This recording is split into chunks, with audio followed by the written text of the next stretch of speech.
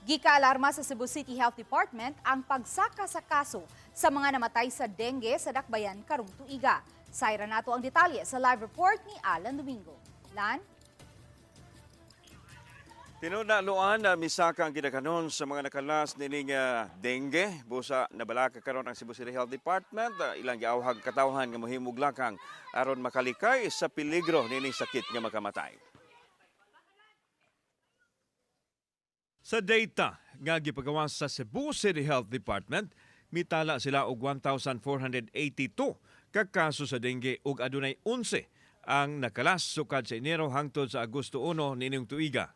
Itandi sa 1,190 nga kaso ug adunay 5 ka namatay sa nakalabayng tuig.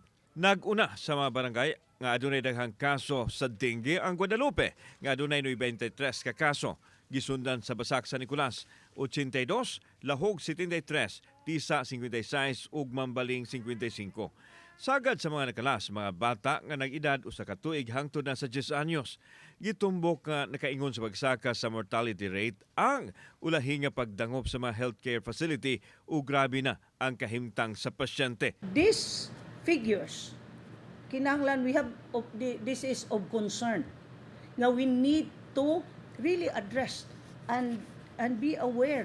Giklaro ni Dr. Daisy Villa nga wa pay indikasyon nga adunay dengue outbreak, hinon gihulagway nini nga alarming na ang gidaghanon sa mga namatay sa balatian. Sa pagkakaron, dili pa mo rekomendar ang City Health og misting og fogging kay mausik ang chemicals nga mabanla sa tubig panahon sa ting-uwan.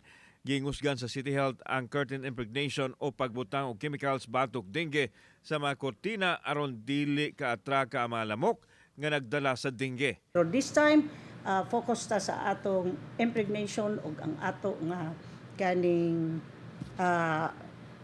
installation sa atong Oliset net.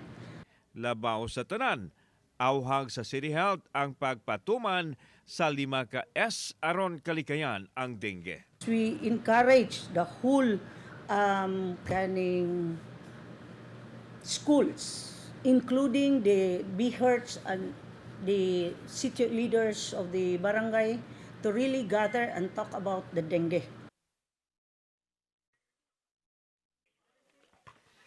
Luan, subli-sublion sa pagpahimangno ato makaigsuonan nga ang kaminungdanon sa pagtinabangay sa tanan aron malikay nining dengue. Luan? Daghang salamat, Alan Domingo.